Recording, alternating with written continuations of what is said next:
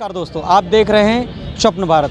मैं इस समय लखनऊ राजधानी के 1090 चौराहे पे मौजूद हूं, जो कि प्रियंका सिंह रघुवंशी हैं। वो मेयर चुनाव की एक प्रत्याशी हैं, जो कि न्यायालय का फैसला आने के बाद इन्होंने एक मांग रखी है कि ओबीसी आरक्षण को लेकर के और किन्नर समाज की आरक्षण ख़त्म कर दिया आयोग ने।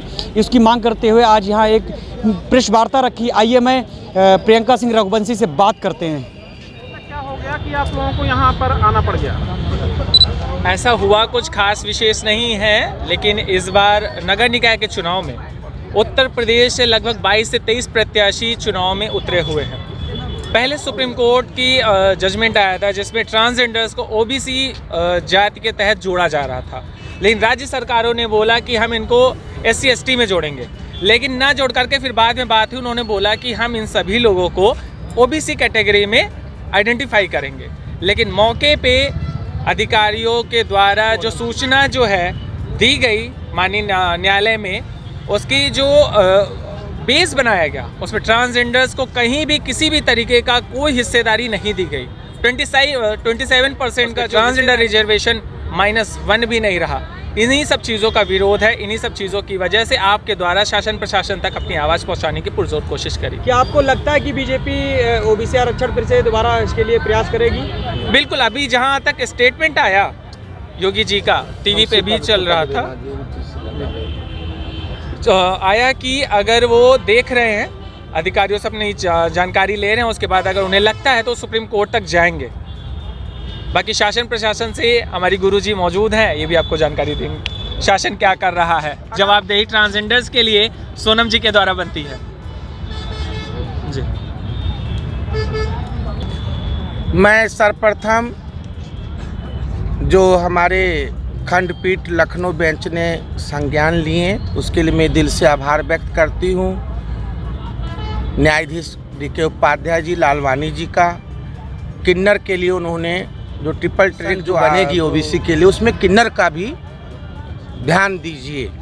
उन्होंने अपने आदेश पारित में ये शब्द शासन को बोले हैं। और न्यायाधीश से देश में आज भी हमारे समाज में, चाहे वो हिंदू हो, मुस्लिम हो, अनुसूचित जनजाति हो, किसी भी समान जो मानव जीवन व्यतीत करते हैं, न्यायपालिका को भगवान मानते हैं और न्यायपालिका एक भगवान स्वरूप है।